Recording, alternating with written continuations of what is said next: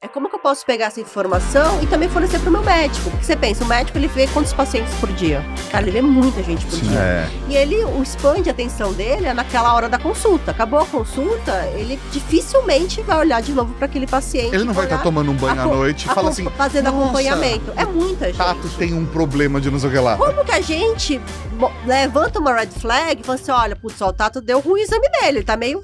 fez exame de fezes, tá meio cagado aqui. Puta, vai aqui. Genial, eu tava esperando isso de você, Mauri. Era isso que eu queria. Muito obrigado, Ju. Pixel Redondo. Oferecimento Accenture. Com a apresentação de Tato Tarkan e Professor Mauri. Começa agora mais um Pixel Redondo. Dessa vez a gente vai falar de saúde, senhoras e senhores. Um papo um pouquinho diferente do que normalmente a gente está acostumado. Aqui nessa atração a gente sempre fica smartphone, televisão, tablet. Vamos para outro caminho e mostrar que tem tecnologia em tudo. Antes da gente começar a falar aqui com a nossa convidada, quero agradecer ao pessoal da Accenture por apoiar o nosso trabalho aqui, né? Por acreditar na Rede Geek, em todos os nossos conteúdos. Então um abraço aqui para a galera da Accenture. Tão apaixonados por tecnologia como nós. Sim. Então, e que inclusive patrocinam a gente pra gente ter esse espaço pra falar de tecnologia com as maiores mentes de tecnologia, e é isso aí. É isso aí, seu Tarkan. Hoje no nosso Pixel Redondo temos a Juliane Davo. Falei certo? Devo. Ah, não, droga! Mas o Mauri, ele tem um superpoder. Se o Mauri fosse um mutante, o poder dele, X-Men, seria errar o nome das pessoas. É que a gente usa muito a edição pra corrigir isso. Mas dessa vez pode não vai passar, né? Pode ficar no Ju. Ju tá fantástico. Então, peraí, é Juliane... Devo. Então, Devo, beleza, fechou. Então todo mundo agora já sabe, inclusive eu. Juliane, desculpa errar seu nome. Juliane, fale um pouquinho sobre você antes da gente falar sobre a DAS e tudo mais. Bom, antes de mais nada, super obrigada pelo convite. Tô super feliz de estar aqui, me sentindo em casa, inclusive. Que bom. Bom, eu sou a Ju do Vô, ninguém me chama de Juliane, a não ser minha mãe quando tá brava, eu sou a Ju do Vô. Então eu já vou chamar de Ju, peguei intimidade. Chamar, por favor. Sou a Ju do Vô, sou mãe da Laurinha e do Lucas, 2 furacõezinhos, e em paralelo também sou gerente executiva da área de engajamento de startups aqui da DASA. Falando um pouquinho da minha história, eu venho de uma família de empreendedores, né? Então são 25 tios. Nossa! Italianada. Que legal! Desses 25, 18 tinham seus negócios, eram empreendedores. Então, para mim, desde muito pequenininha, era muito anormal ter uma carteira de trabalho, né? Então, eu nasci crescendo nesse ambiente. Minha primeira lembrança de infância é eu carimbando cheque com meu pai. Sim! Aqueles bolos de cheque que existiam antigamente. E aí, eu fui fazer administração na USP, porque eu queria um dia ter meu negócio. E aí... Qual que foi a minha estratégia para aprender mais rápido? Foi trabalhar em multinacional, né? Para ganhar um dinheirinho e aí aprender muito mais rápido. Então, trabalhei na Motorola, trabalhei na Whirlpool. Fui fazer um programa de trainee na DHL lá na Bélgica. Que legal. Fiz um programa de trainee e também arranjei um marido, importei um livro pra cá. A gente não é bobo, não. Você trouxe ele pra cá, né? Pra cá. Minha mãe rezou tanto pra São Longuinho, São Antônio, só não deu o GPS, né? Mas enfim. E aí, eu fui construindo toda a minha carreira pra um dia ter meu negócio. Eu tive meu negócio, eu tive um restaurante junto com os meus pais. Meus pais todos eles são do ramo de alimentação. E aí, eu descobri que era uma jornada muito solitária. Uma jornada muito difícil, né? Que é o lado do empreendedor que ninguém conta. Exato. Sei lá, vou entregar aqui minha idade, mas há 15 anos atrás, não existia rede de apoio, ninguém falava de hub de inovação, tinha sistema, não era nada disso, gente. Então era você mesmo, matando um leão por dia e não acabava de vir leão nessa floresta. Então era muito solitário. E aí, por questões da vida, a gente teve que voltar para Bruxelas, meu marido recebeu uma proposta. Passei um ano aí tentando descobrir o que eu queria e eu me descobri na consultoria. E aí eu descobri, né, a máxima que você não precisa de um CNPJ para empreender, na verdade, né? Então, na consultoria, eu descobri que eu poderia usar meu perfil empreendedor para ajudar empresas. Foi minha grande escola, passei 6 anos, trabalhei na área de estratégia da Price, depois fui trabalhar na área de estratégia da Ernst Young, da UI, do braço da Parthenon. Ajudando empresas a resolverem problemas de dores de negócio e aí muito com viés também em inovação. Meus filhos chegaram na consultoria, né? Quando a Laurinha chegou, eu fiz o que toda mãe faz, né? Com o seu primeiro filho, botei a capa de Mulher Maravilha e falei, nada mudou. Vou fazer tudo ao mesmo tempo! Nada mudou, tá tudo certo. Quando o Lulu chegou, essa capa ficou um pouco pesada. Quando o Lulu veio, a pandemia também. Aí ficou realmente pesada para um cacete. Sim, né? Imagina. E foi aquele momento que a rodinha do Ramos parou pra todo mundo, né? Eu Sim. falei, cara, o que eu tô fazendo aqui? Sim. Eu já era mentora de startup, numa aceleradora de startup chamada Bitumami, que é da Dani Junco. Se vocês não conhecem, por Não favor. conheço. Conheço, um trabalho fantástico. Ah, É focada só em female founders. Ah, que legal. E eu passei 8 meses meu sabático lá, ajudando eles a repensar na estratégia. Foi quando eu conheci a área de inovação aberta. E eu falei, cara, é aqui. É isso que eu quero. Eu acredito muito nessa tese de ter uma área que faz essa intersecção entre o ecossistema de startups e esses grandes transatlânticos que são as corporações, que são Sim. lentas, né? Aham. E aí, caí aqui na DASA logo depois, com super feliz. Eu tenho uma líder que é fantástica, que é a Fabiana Salles. Aham. Uma mulher, cara, que olha pra cima e fala, beleza, quero chegar lá. Sei. Que me dá super asas pra voar. E numa empresa também, numa área que eu amo, que é a área de saúde. E que tem um propósito muito, muito latente aqui, que é ajudar, como a gente traz mais acesso à saúde para as empresas brasileiras. Ah, sensacional. É muito legal você poder compartilhar a sua história. Consigo me identificar muito com ela, principalmente essa parte de é muito solitário quando você tá tentando empreender, ainda mais numa área que não existe e você tá desbravando ali, querendo ou Meus não. pais não entendem o que a gente faz até hoje. Não, Eu só quero explicar que... tá tudo bem, né? É. Não, mas é muito louco isso, sei lá, você imaginava, a gente tá hoje gravando Pixel Redondo, né, essa infraestrutura, mas 15 anos atrás a gente grava podcast Nada. no quarto de casa. No melhor dos cenários. E é isso aí, né? E como que eu explicava, né, para as pessoas que isso era um negócio, que eu via potencial e que isso podia me sustentar e sustentar minha família, né? Que grandes empresas multinacionais estavam olhando pra gente. Não, e aí como você conecta esses dois mundos, né? São dois mundos, assim, muito distintos, né? Quando você olha uma grande corporação...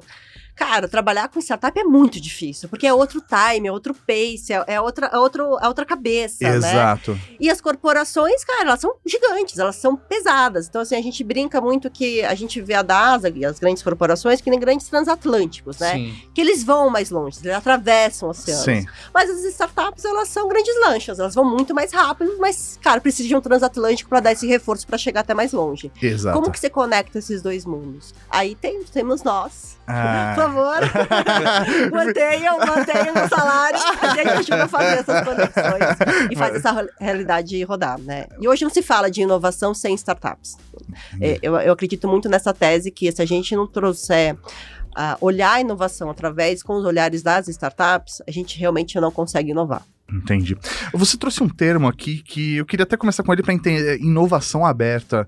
Explica um pouquinho mais sobre isso. Tem a inovação fechada, né? Inovação, esse termo, toda a parte de inovação aberta, ela começou, é um termo super novo, né? Então começou no final da década de 90 ali. E aí inovação, quando a gente fala de inovação fechada, a gente tá falando muito de você criar tudo internamente, né? Como que você olha internamente, faz o seu P&D internamente, você repensa seus processos internamente. Quando a gente fala de inovação aberta, né, ela é muito menos linear, né? E ela tem muito mais um olhar de hubs, né? Então, como você se conecta a outros ecossistemas e começa a olhar alterações que outros ecossistemas têm. Ela é mais colaborativa também. Muito mais colaborativa, né? E aí você não necessariamente está olhando só o seu segmento, né? Então, como você olha, por exemplo, comportamentos que estão acontecendo em banking, né? No mercado financeiro, você fala, putz, isso faz sentido para a saúde? Sim. Faz sentido. E olha outros players. Podem ser startups, no caso da DASA, quando a gente fala inovação aberta, a gente está olhando explicitamente para startups, mas você pode falar isso sobre governo, universidades, você pode estar olhando de outros players que vão muito mais além do que é seu núcleo aqui de inovação. Perfeito. Você podia apresentar pra gente a DASA? Eu falei certo agora o nome. Certíssimo. O nome da empresa você acertou. O da Ju que você errou. Desculpa, Ju, nunca vou me perdoar Cara, por mas olha isso. só. Mas você conseguiria falar de novo o nome? Não, lógico que não. Você se sentiria seguro? Jamais. Vai ser Ju pelo resto da vida. É DASA, não é NASA. Porque o meu sobrinho falou assim, caraca, tia, que legal, você trabalha num lugar muito legal. Eu falei, trabalho, legal, né? Tipo, nossa, ele conhece, eu falei, legal. Ele, você faz foguete. Quase. Não muito. Quase. Chegou perto.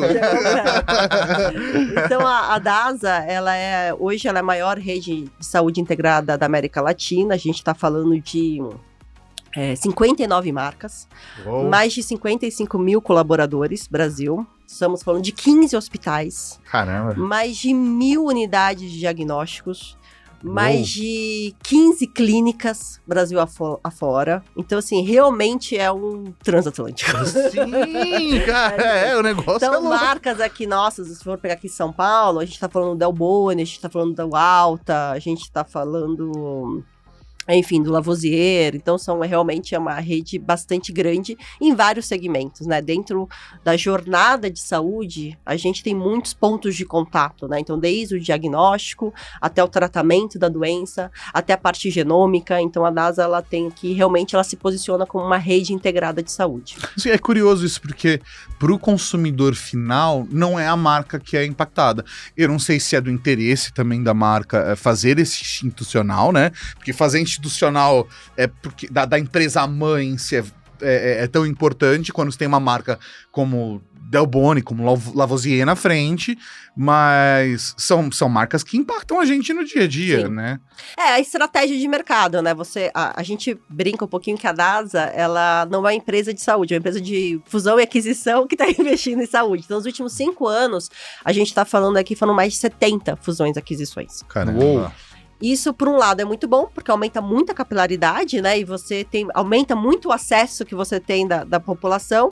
Por outro lado, traz alguns desafios, que são desafios de integração e até de você ter uma cultura única DASA. Então, Sim. a gente, desde o ano passado, nosso institucional vem fazendo um trabalho muito forte, muito legal, de ser uma só DASA, né? Então, de como a gente cria essa cultura internamente, a gente começa a ser olhado pelo mundo como uma marca única.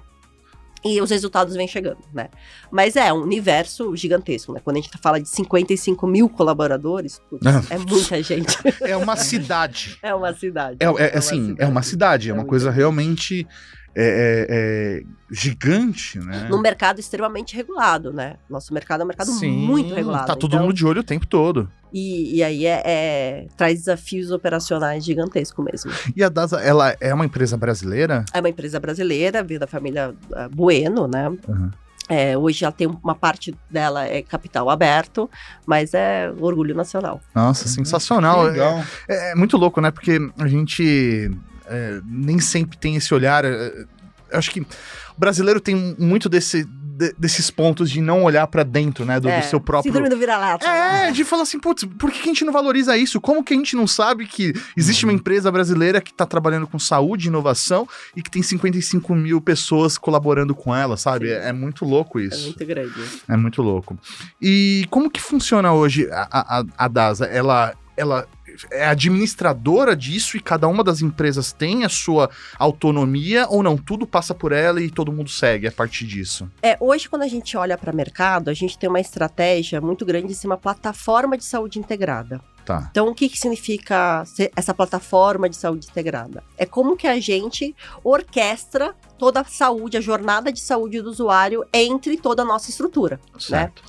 E aí, quando a gente fala de jornada de saúde de usuário, diferente do que outros players olham, que falam que colocar o cliente no centro, né? Client centricity, né? Que todo mundo fala. É você olhar seu portfólio e falar, cara, isso aqui eu entrego pro meu cliente, tá aqui, ó, tá. Cliente, tô colocando você no centro porque eu entrego esse portfólio. A gente tem uma visão diferente. Quando a gente fala de colocar o paciente no centro, é menos sobre olhar o que a gente oferece e mais como que a gente pode ajudar ele nessa jornada de saúde, que é muito complexa, gente. Hoje, se você fica doente, por onde você começa? Você nem sabe por onde você começa. Uhum. Então, como que a gente ajuda a navegar esse paciente? Então, essa vem sendo a preocupação da DASA. Então, desde o comecinho até como é que eu trago awareness, como eu trago awareness para uma doença, por exemplo, faço a prevenção, né? Então, cuidados integrados, até quando, cara, ele precisa fazer diagnóstico daquilo, ele precisa fazer um tratamento daquilo, ele precisa fazer uma operação, uma cirurgia sobre aquilo, e como o pós-operatório. Como que eu cuido desse paciente ele fora do hospital. Com esse olhar, a gente vai para o mercado com uma estratégia diferente dos nossos concorrentes. Que é, cara, eu vou ajudar esse paciente a ter um olhar de saúde ampliado. Então, para nós, saúde, quando a gente fala de saúde, é muito mais muito além, muito mais holístico do que só, cara, vem cá, faz o exame e se trata no hospital. É muito além disso. Não um processo pragmático, Não. assim, A, B, C e D, né? Mas de envolvimento com o processo do paciente ao longo de todo o processo. Como que a gente pode ajudar eles, né? E aí, quando a gente, com esse olhar, e aí eu vou puxar a sardinha aqui pro meu meio aqui, que é startups, cara, é uma horta super frutífera aqui, né? Porque quando você começa a olhar para a jornada, nenhum player vai entregar 100% dessa jornada. Nenhum player de saúde, né? Porque é o tal do combo, McDonald's. Você chega lá, jornada da fertilidade, eu quero ter um filho, eu vou chegar lá.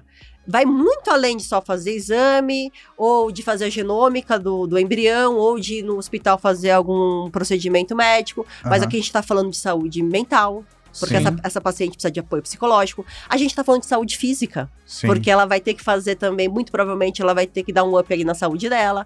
Então vai muito além do que só o tratamento em si.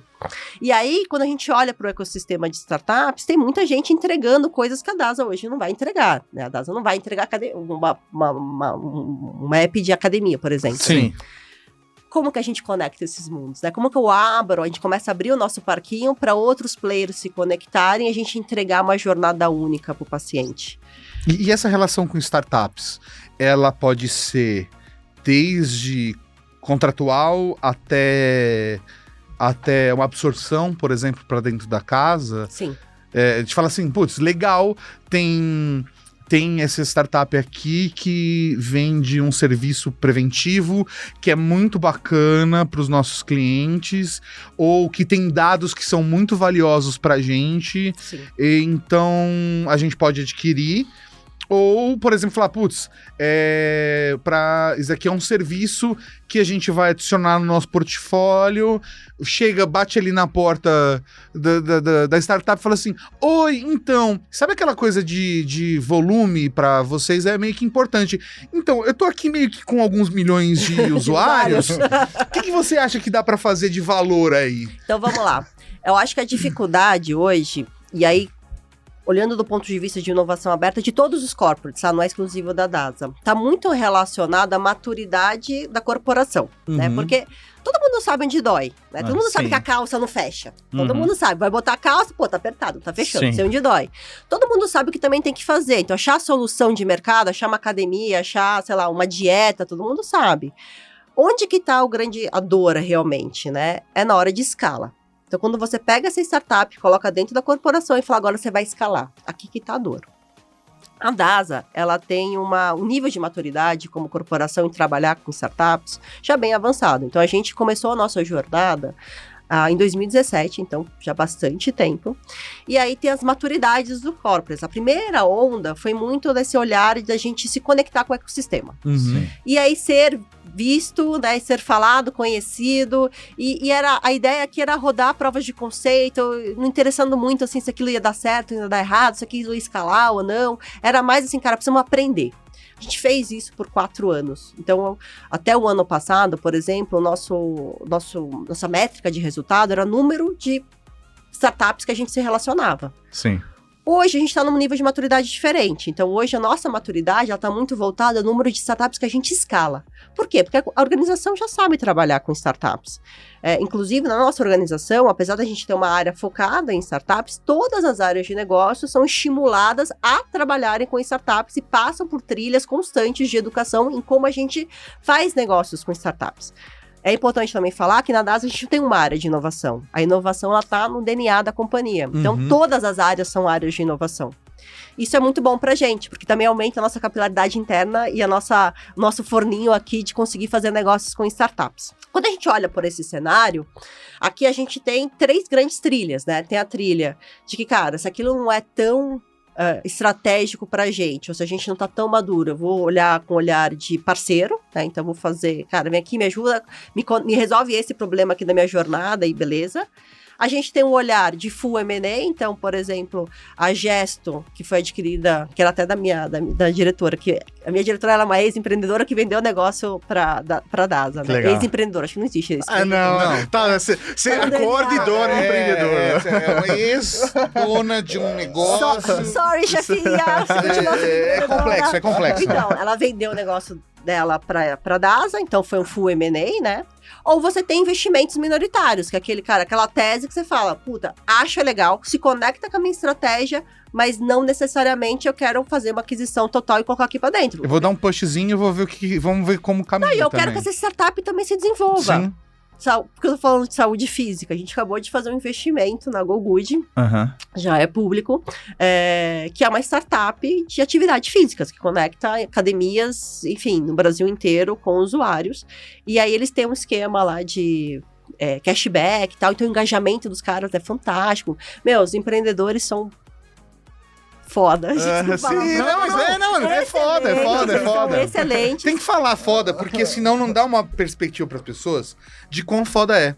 Porque é animal, é muito legal. Eles são especiais. Eles são, foda, e assim, quando você tá falando de startups, né, é menos sobre a solução e mais sobre os empreendedores. Vocês são empreendedores, vocês sabem. Às vezes a ideia nem é tão boa, mas se os empreendedores forem bons, mão na massa, cara, aquele cara, que resiliente, que vai sair do outro lado, cara, investe nesse cara, entendeu? Sim. E eles são esses perfis. E a tese de saúde mais holística. A gente não vai comprar academia, talvez, não sei se faz sentido pra DASA, é tudo muito fora do nosso core. Mas será que a gente não quer trazer startups que se conectam nesse tema, sabendo que o nosso olhar sobre saúde vai muito além do que a gente faz dentro de casa? Acabei de me tocar de um negócio, que é culpa sua, João. Eu fui no Lavoisier fazer um exame de coração no começo da pandemia. Aliás, quero pedir desculpa à minha cardiologista, eu não levei os exames, não retirei os exames. Pois é, se ele soubesse, ele ia te dar o link do Nave e você teria acesso, né, ao Nave Pro, que você poderia já ter pegado, tem todos os exames. Tem um dos exames que eu precisava pegar presencialmente, eu não lembro qual que era. Sei lá, no começo da pandemia, não sei se mudou de lá pra cá. Mudou. Mas a parada é a seguinte, primeiro, cardiologista, desculpa. Mas a questão é a seguinte, eu fui lá no Lavoisier fazer os exames. E era assim, fazer de tudo, sim. Fazer urina, sangue, esteira. Fazer um grande check-up, porque eu tava tendo umas taquicardias assim do nada e tal. Depois eu descobri que era estresse, né? Depois que eu tive um burnout, ficou meio óbvio. Mas a questão era a seguinte, quando eu fui entrar ali, eu estranhei pela primeira vez, eu recebi um termo de compartilhamento de dados. Que é uma coisa que eu até compartilhei com o Mauri na época. Como assim? Peraí, eu vou fazer um exame de sangue. Que faz total sentido, mas que é uma coisa que não é praticada no mercado. E eu olhei aquilo, eu falei assim, eu posso ler esse termo? Agora, assim, eu tenho tempo e tal. A pessoa falou, fique à vontade, lógico, tal. Porque a gente conhece como são as coisas, né? Eu falei, não, beleza. Peguei ali o termo, eu li ele de cabo a rabo, frente e verso. Acabei de ler, eu falei assim, se eu falar não ou falar sim, interfere se eu vou fazer o exame ou não? A pessoa falou, de forma alguma. Você escolhe se você quer ou não compartilhar os dados conosco. Aí eu falei, filhos da puta, eles estão com um negócio na mão. Porque deve ter sido alguns dos negócios que vocês foram abarcando para cruzamento de dados, porque, assim, esse na minha opinião, a menina dos olhos, a galinha dos ovos de ouro. A menina de ouro mesmo. Quando a gente fala de saúde, né, o modelo de saúde que a gente tem atualmente, a conta não fecha. Então, a área de saúde está à beira da disrupção. Sim. Porque a conta não fecha para ninguém, não fecha para o provedor, não fecha para o plano de saúde, não fecha muito menos para o paciente, né? E isso é fácil da gente ver isso em dados, né? 70% da população ainda não tem acesso à saúde privada. É muito cara a nossa saúde. Sim. Né? E aí, quando a gente tá todo mundo tentando descobrir aqui qual que vai ser o novo modelo de negócio. Muito do novo modelo de negócio está pautado na prevenção. E a prevenção, ela começa a você olhar o paciente de forma mais holística também. Uhum. Então, você foi lá fazer um exame de sangue, por exemplo, mas, cara, tem um gap de rastreio gigantesco. Você não levou seu exame seu exame enfim, Sim. cardiológico para sua cardiologista. Sim. Graças a Deus, 1 ano depois, quantos anos? 2 anos depois, você tá indo aqui.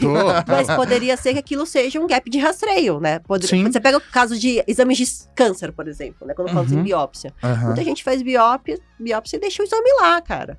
Se deu alterado, se deu alguma alteração e o seu médico precisa saber, como é que você faz, né? Não, e mais do que isso, a gente tá num ponto, num breakthrough científico hoje, que assim, impressionante, a cada 6 meses estão dando gigantescos saltos tecnológicos, que graças aos wearables que a gente usa, aos dados que a gente tira, a gente está começando a cruzar dados como a gente nunca cruzou antes, por conta da internet, por conta de Big Data, e aí a gente vai expandir a parada aqui, e ter por exemplo, DASA, com laboratório, hospital, com todas as pontas da questão de saúde, cruzando os dados, faz com que vocês consigam perceber padrões, com certeza, que às vezes ninguém nunca percebeu. Não, com certeza. E quando a gente fala de doença, né, quando a gente fala de situações crônicas, a gente tem muito olhar de unidade de negócio, né? Então, câncer, né? Então, unidade de negócio câncer. Cardiologista, unidade de coração. E, cara, você é um ser único. Sim. Quando você tem um problema no coração, assim, por mais que você olhe... Ou, vamos pegar aqui diabetes. Eu não sou médica, tá, gente? Então, médicos, me desculpem. Eu tenho que fazer esse disclaimer pra dar alguma coisa. Vamos fazer um exemplo aleatório. Nenhum de nós aqui na mesa é médico. Se você tiver algum sintoma, não procure no Google, vá até seu médico. Por favor. Procure no Nave. Mas, enfim, você vai, sei lá, quando você fala de diabetes, você pega a glicemia, né? É o seu exame padrão pra você ver se a pessoa é diabética. Mas quando ela é diabética, tem alteração em vários outros exames dela. Não é só na glicemia. Certo. Quando você começa a cruzar esses exames, você começa a falar, opa, essa pessoa tem um padrão que talvez daqui a 6 meses ela tenha uma chance de ser diabética de 80%. Significa que ela vai ser diabética? Não, mas você começa a olhar a prevenção muito antes, menos Minority Report. Sim, mas é exatamente isso.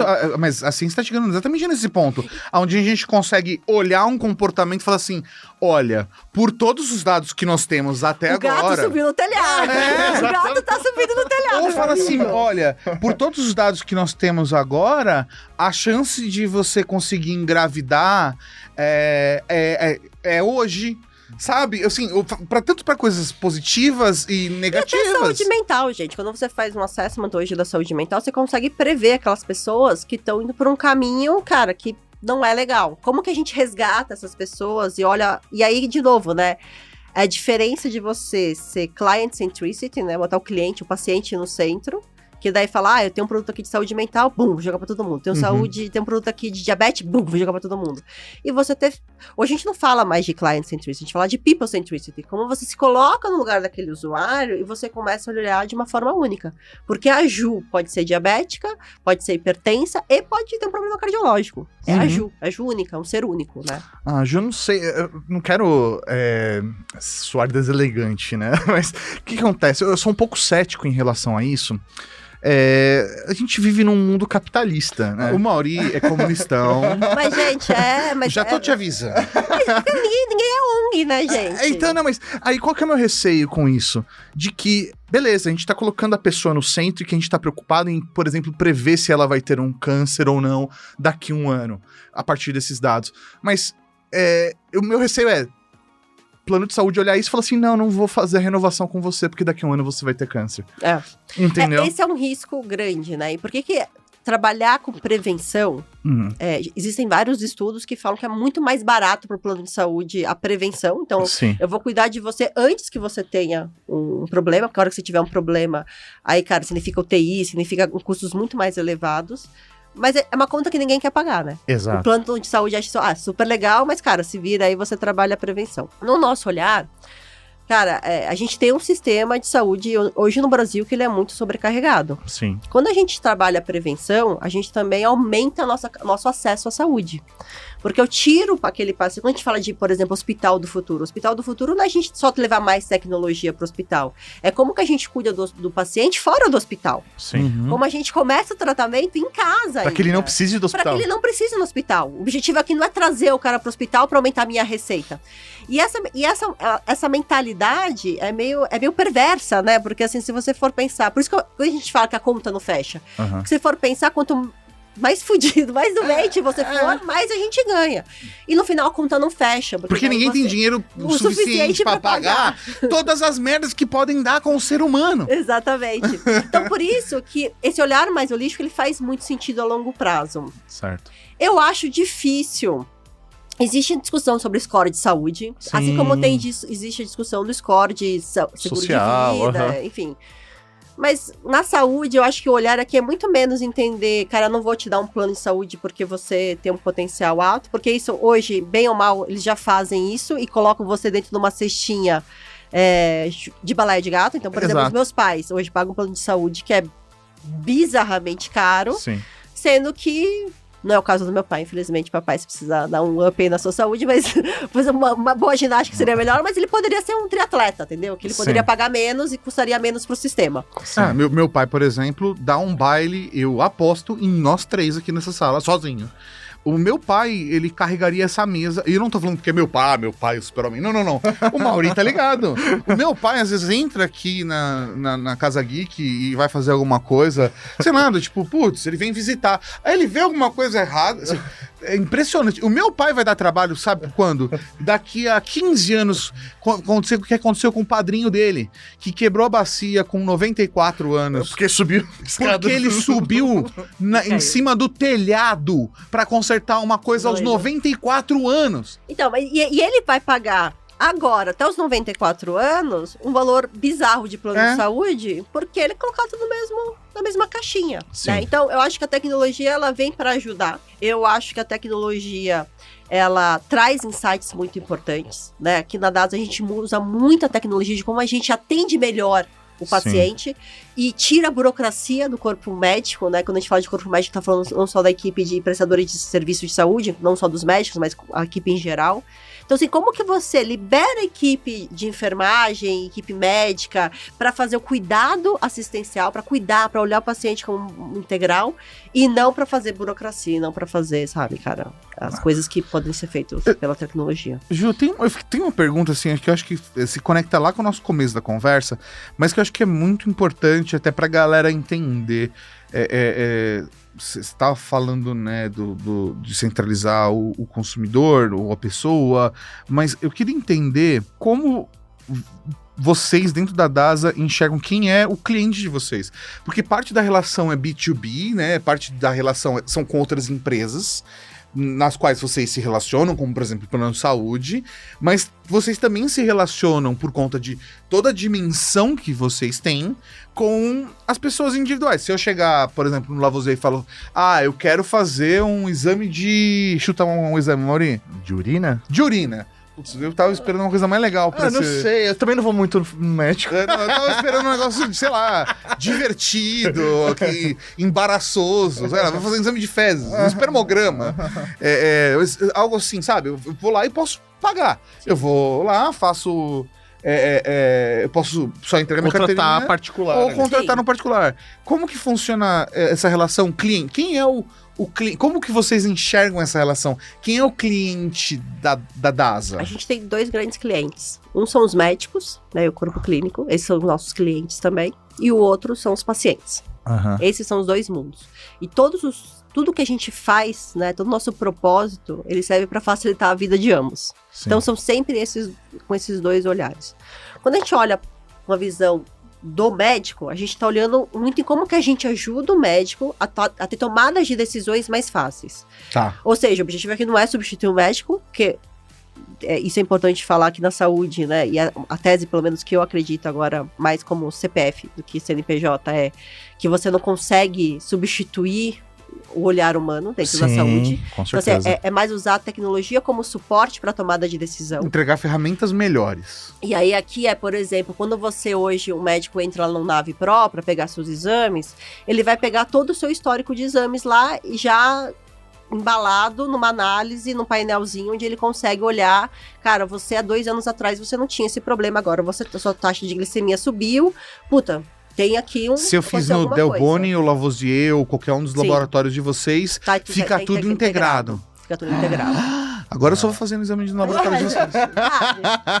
E do ponto de vista do usuário, é como que eu posso pegar essa informação e também fornecer para o meu médico? Porque você pensa, o médico ele vê quantos pacientes por dia? Cara, ele vê muita gente por Sim. dia. É. E ele, o span de atenção dele é naquela hora da consulta. Acabou a consulta, ele dificilmente vai olhar de novo para aquele paciente. Ele não vai estar tomando um banho à noite e fala assim, fazendo "Nossa, acompanhamento. É muita gente. Tato tem um problema de não sei o que lá. Como que a gente levanta uma red flag e fala assim, olha, putz, ó, o Tato deu ruim o exame dele, ele tá meio... fez exame de fezes, tá meio cagado aqui. Puta, vai, Jack. Genial, eu tava esperando isso de você, Mauri. Era isso que eu queria. Muito obrigado, Ju. De nada. Já pode me contratar aqui. Passa os bicos. Como que a gente fala pra esse médico? Cara, deu um gap de rastreio aqui. Sim. Puta, olha, o Tato teve uma intercorrência lá no 9 de julho. Deu ruim. Você é o médico de referência dele. Como é que a gente avisa esse médico? Então, a tecnologia, né, e olhar de inovação é muito em como a gente ajuda a ter uma melhora da tomada de decisão para o paciente. Sim. E entrega para o paciente esses dados. A gente hoje fala muito de Open Finance, Aham. mas o Open Health é uma discussão que não é mais se vai ter o Open Health, é quando vai ter o Open Health. Sim. Vai chegar o Open Health. Como que você prepara esse paciente para poder usar o dado de saúde dele, assim como ele usa hoje o dado financeiro dele? Faz todo sentido, até olhando pro Open Finance, né, entendendo todas as regras ali do jogo, né, a gente entende que é uma colaboração, é uma exposição de dados da escolha do caso do cliente, né, mas os benefícios que isso pode trazer para ele ali naquele momento de um contrato, de um financiamento, de que ele pode tirar vantagem disso, imagino que dentro do Open Health também isso aconteça, né. Faz total sentido, porque assim, vamos lá. A gente viveu um momento. Talvez você que esteja assistindo a gente não tenha vivido a década de 80, de 90, né? Começo dos anos 2000. Nunca passou mentiolate quando se ralou inteiro, né? Mas a gente viveu mudança de moeda, a gente passou por vários cenários aí. Essa história do dinheiro ser digital, né? Antes você ouvia falar assim, tal pessoa tá, como é que se fala? Sonegando, né? Sim. Porque hoje, quando todo o seu dinheiro tá no banco, porque entende-se que 60% da população não usa serviços bancários. Desbancarizado. Isso aí. Mas o ponto é o seguinte, cada vez isso vai mudar, ainda mais agora com o Pix, isso tá mudando. Então, hoje, meio que os seus dados financeiros, eles estão lá integrados, aí você tem acesso. Então, daqui a pouco você não vai precisar mais fazer nem o imposto de renda, porque já vai ser tudo automatizado. Você tá gastando, já tá usando, já tá registrando. Aí, tem uma prática do mercado que é muito estranha. Isso é muito estranho mesmo, que eu acho bizarro. Toda vez que eu vou fazer uma contratação de plano de saúde, parece que o especialista que está fazendo a contratação, ele é um traficante de informações. Não sei se já teve essa relação também, Jô, assim, ele é um... Como é que é? Esse profissional, ele é... Você entende? Ele é um vendedor de joias que fala escondido, assim. É o sistema perverso, né? Parece que você tá sempre querendo sacanear o sistema. Isso o aí, sistema tá sempre... Existe uma desconfiança. Exatamente. E essa desconfiança existe quando não tem clareza de informação. É isso aí. Aí que tá, né? Então, quando você traz a tecnologia, quando você começa a olhar a saúde, né, com ponto de vista de como que a gente fornece mais decisões, né? E aqui não é mais decisões, acho que tá um pouco errado, porque o problema não é a quantidade de informação. A gente tem informação para uma caceta, é muita informação que a gente gera na saúde. É mais como a gente trabalha e processa essas informações para ter insights, né? Eu acho que agora a gente já passou dessa fase de não temos mais informações. A DASA tem um data lake da DASA, são 6,8 bilhões de informações que você tem, cara. Cara, eu acho que é um dos maiores data lakes de saúde que a gente tem no Brasil. problema não tá aí. O problema é como a gente processa e começa a tirar insights. Junta os pontinhos. Junta os pontinhos pra falar, cara, esse cara aqui, ele tem essa condição, ele não é o mais fudido, mas também não é o mais saudável, tá aqui, essa proposta cabe e faz sentido pra ele, entendeu? Acho que como que a gente começa a trabalhar isso dentro com o olhar de tecnologia. Então, e é aí que eu queria chegar, tipo, faz total sentido a ideia do Open Health que você estava falando. Porque a partir do momento que todos os dados, desde do primeiro exame que a pessoa vai fazer, dos primeiros testes, do teste do pezinho, quando você nasce, ainda faz teste do pezinho? Faz. Até o seu tuário. Ou, sei lá, o remédio que você comprou na farmácia. Ou o remédio que você comprou na farmácia. Cara, só pede CPF, tem todo agora na farmácia também. Então, não, mas... Eu sou maluco do desconto da farmácia. Como você monetiza essa informação, entendeu? Você como usuário. Porque assim, cara, se esse dado é seu, você pode trocar por... É uma moeda de troca, né? Como que você ajuda o novo clinical trials aqui no Brasil? O Brasil é um país que o P&D sofre tanto pela dificuldade que a gente tem de ter informações para fazer estudos clínicos, né? Então, como que você, por um lado, assim, como que você, de alguma maneira, como usuário, você se beneficia, mas também como você ajuda a indústria a criar medicamentos mais assertivos, né? Hoje se fala muito de você olhar, né? Não olhar o paciente como um medicamento único, né? Então, assim, quando a gente fala, dá um omeprazol. Esse é um ibuprofeno. Dá um ibuprofeno pra criatura, pô, pode funcionar, você tá olhando, na verdade, você tá olhando uma média de mercado que funciona na média do mercado que funciona aquela medicação. Quando você olha o indivíduo e o histórico de saúde dele, você começa a ver que tem alternativas que talvez, drogas que façam muito mais efeito, que pode trazer um resultado muito melhor. Esse olhar único do indivíduo, o tratamento mais individualizado, é um caminho que a saúde está indo. Para isso, você precisa de dados. Ou, por exemplo, quando a gente fala muito de modelos comerciais dentro da área de saúde, que é por resultado, por outcome, tratamento, né? Então, o tratamento te custa 10. Cara, se você fizer o tratamento com essa droga e você tiver sucesso, vai ser 10 menos 3. Se você fizer com essa droga e não tiver sucesso, aí você paga mais caro. Como é que você faz essa precificação se você não tem dado desse paciente, né? Então, existe um mundo todo de novos modelos comerciais que podem ser a solução desse sistema caótico que a gente tem da saúde, que pode fazer com que a conta feche, mas tudo isso se baseia em você ter esses dados apurados, né, de uma maneira individual por paciente. Então, esse caminho, eu acho que é um caminho meio que sem volta. Você estava falando, né, que a área que vocês atuam é uma área extremamente regulada e vigiada, né, e faz total sentido. Mas eu queria entender como que faz para evitar, ainda mais que você está lidando diretamente com startups, né, e novas ideias, inovação, tecnologias e tal, como evitar, por exemplo, um novo caso como o da Elizabeth Holmes, né? Como o pessoal gostava de falar, a nova Steve Jobs do Vale do Silício. Pra quem não se lembra, né? Um caso, sei lá, aconteceu uns 10 anos atrás. Eu não me lembro desse caso. Não? Aquele caso da mulher que tinha uma startup de saúde, que ela criou uma máquina que fazia exames, todos os exames com uma gota de sangue. Point of care, você botava lá o pontinho, saia todos os exames. Em meia hora, e aí ela arrecadou, tipo, bilhões, e na verdade era uma mentira, uma máquina que não fazia nada, né? E ela foi, sei lá, julgada recentemente, condenada a, sei lá, 20 anos de prisão agora, né? Como evitar um caso como esse, ainda mais quando a gente tá lidando com a saúde das pessoas? Eu acho que é metodologia, né, gente? Quando a gente fala de startups, por exemplo, a gente sempre olha a startup, na capacidade dela em escala, e a gente tem algumas provas de conceito. Então, você nunca vai pegar uma startup, vai plugar dentro da empresa e fala, tá aqui, ó, acessa aí os milhões de usuários que eu tenho, toca o barco. Não, a gente faz isso em ondas, né? Legal. Então, a gente começa primeiro uma prova de conceito que a gente faz, normalmente com uma população super pequenininha. Se for modelos de negócio, a gente usa a população real. Se for, por exemplo, testes de diagnósticos, por exemplo, a gente mantém o que é feito no mercado e aí usa a mesma base de dados para aplicado e depois compara o resultado, né? Então, você nunca vai testar diretamente no paciente. Isso é meio... porque, cara, mexemos com vidas, né? Exatamente. Se o exame sai errado, lascou, né? O cara não tem... O cara tá infartando lá, você faz um exame de troponina e que tá errado... Como é que o médico vai tomar a decisão? Então, é sempre esse olhar muito faseado e muito com cuidado muito grande, né? Para entrar. Então, quando uma startup, ela escala, ela já foi testada. O modelo já foi testado.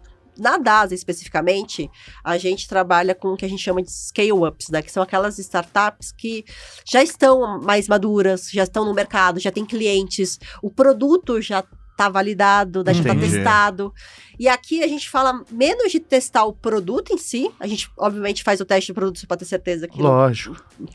Estão fazendo merda, né? Sim, lógico.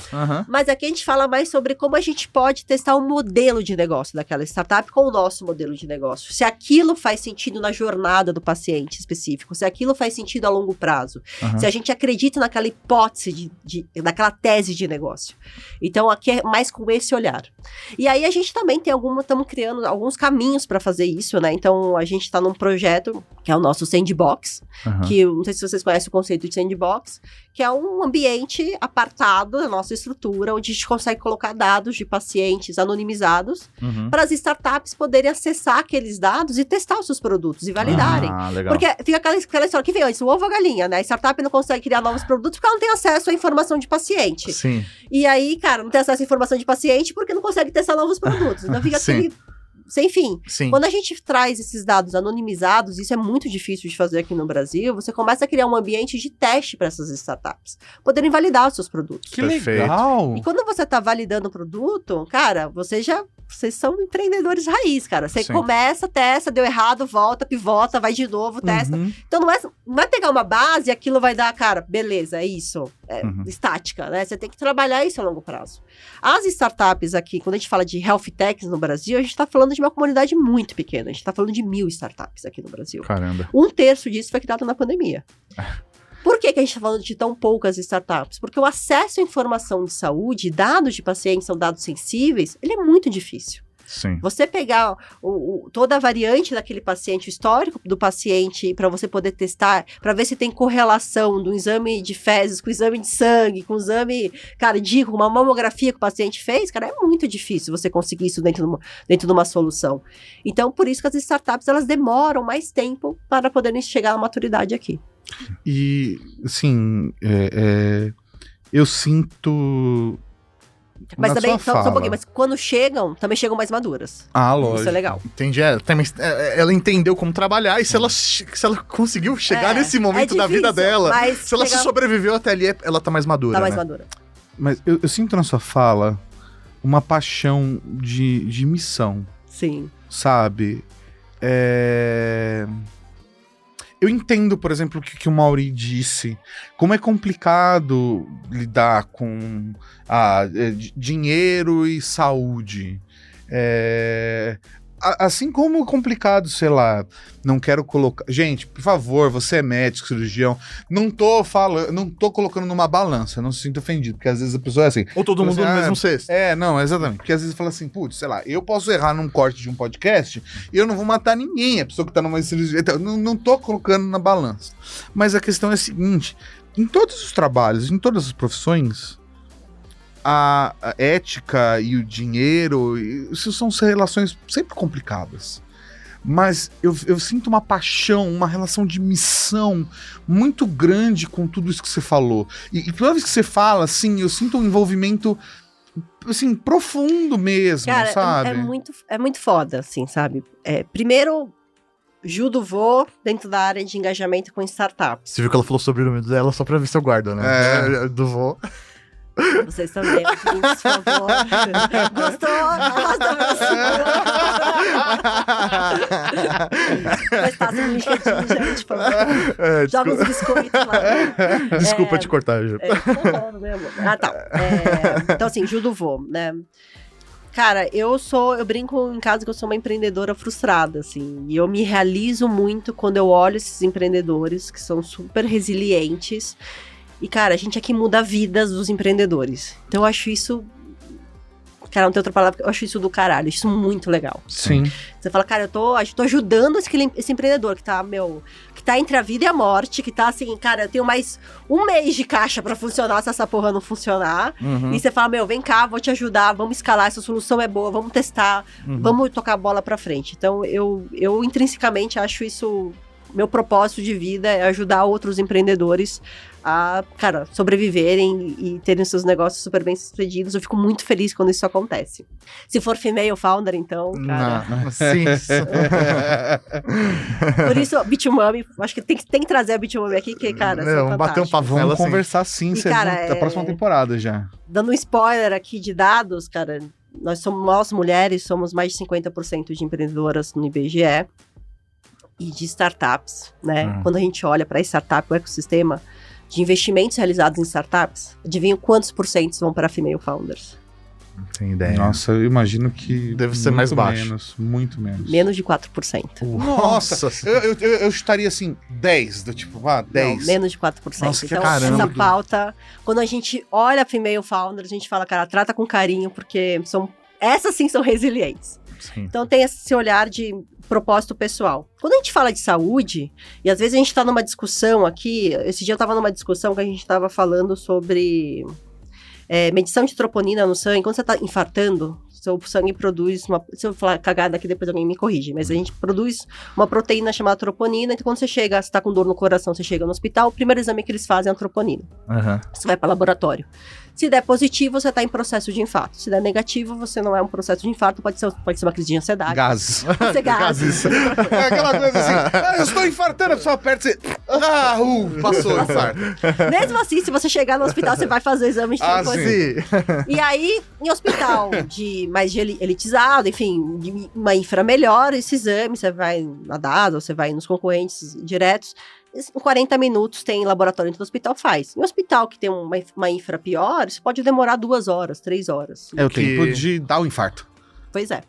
E a gente tava discutindo lá, o cara falou assim, cara, a gente faz isso em 8 minutos, uma solução que fazia em 8 minutos. Nossa, que fantástico, tal, mas, pô, será que 8 minutos... Tal? Aí o cara falou, cara, a cada 2 minutos que passa, são 6 anos a mais de expectativa de vida que você dá pro paciente. Porra. Aí cai a ficha, cara. Podia ser meu pai. Sim. Chega lá no hospital e, cara... Eu quero o exame de 8 minutos, quero cara. Exame de 8 minutos. Podia ser, cara, minha mãe, podia ser minha tia, podia ser minha avó, sei lá, podia ser pessoas próximas. Vou até jogar pra frente, pode ser meu filho. Pode ser seu filho. E aí, quando você olha esse olhar de saúde, você fala, caraca, cara, isso tem que ser feito. Vamos fazer, vamos mover fundos e mundos pra isso fazer. A mesma coisa quando a gente tá falando, a gente tá fazendo agora uma prova de conceito de tratamento oncológico. Cara, o cara já tá numa situação, a pessoa já tá numa situação super delicada, né? Pô, sim, vulnerável. Uma doença que tira a pessoa do eixo, tira a família do eixo. Sim. Qualquer solução que você traga um conforto, não é nem solução médica. Sim. Você não vai melhorar a doença em si, mas quando você fala assim, você traz um conforto para aquele paciente, você fala, cara, eu quero isso, eu quero... Então, dentro da DASA, a gente tem muito esse olhar que é cuidar de pessoas. E esse cuidar de pessoas, ele tá dentro do nosso pilar de cultura. Aliás, a gente tem 2 pilares, né? Que é inovar com ousadia, também, e cuidar de pessoas. Isso tem que ser perpetuado na saúde, porque aqui a gente literalmente tá mexendo com vidas. E tudo que a gente faz, por menor que a gente acha que seja, o nosso ecossistema é muito grande. Né? Então a gente impacta muita gente. Quando a gente troca uma informação dentro do formulário, que pra nós, cara, coloca aí uma informação a mais, cara, é o tempo do cara que chega no PS, que tá com a mãe lá infartando, que tá desesperado, ele vai ter que preencher mais uma coisa, mais uma linha. Sim. Pô, eu não quero preencher essa linha, porque eu tô pedindo pro meu usuário preencher, né? Então, é sempre esse olhar de se colocar no lugar do paciente ou do médico em como a gente melhora, como a gente traz essa saúde, como eu gostaria de receber, como eu gostaria de ser cuidada. Isso é muito forte dentro da nossa companhia. Maravilhoso. Ju, é muito legal ter você trazendo aqui essas informações, trazendo como eu falei, né? É muito legal saber que existe uma empresa brasileira que tem esse olhar, que tem esse tamanho, que está investindo em saúde, em inovação e trazendo startups para poder se desenvolver, continuar crescendo e trazer esse conforto para o paciente ali na frente. Muito obrigado de verdade por esse bate-papo. Eu amei, assim... a gente precisa conversar mais. Exatamente, eu fiquei com essa sensação. A gente precisa conversar. Precisa conversar mais. Tô super à disposição. Ó, gostou? pedro.bueno@dasa.com.br, lá do presidente, pode mandar pra ele, gente. O Fabiana.Salles também, tá tudo certo. Não gostou? Parte Juliane.do. Nossa, sério, Ju, foi um papo delicioso. Eu só tenho a agradecer pela sua participação, pela sua presença, por ter vindo aqui e de peito aberto, sabe, trocar essa ideia com a gente de um jeito tão gostoso e falar de tecnologia, falar de saúde, falar de vida. Eu tô, assim, muito, muito feliz mesmo. E já estou fazendo, assim, claramente o convite. Próxima temporada você está mais que convidada para vir aqui para falar de novas startups, novos produtos que estão surgindo internamente, novidades, e a gente trocar uma ideia. Topadíssimo, já provei o café daqui. Aliás, galera, o café daqui da casa é uma delícia. Aprovadíssimo, já veio. Na próxima vez já até encomenda a marmita junto com você. Maravilhoso. Muito obrigado, Gil. Muito obrigado.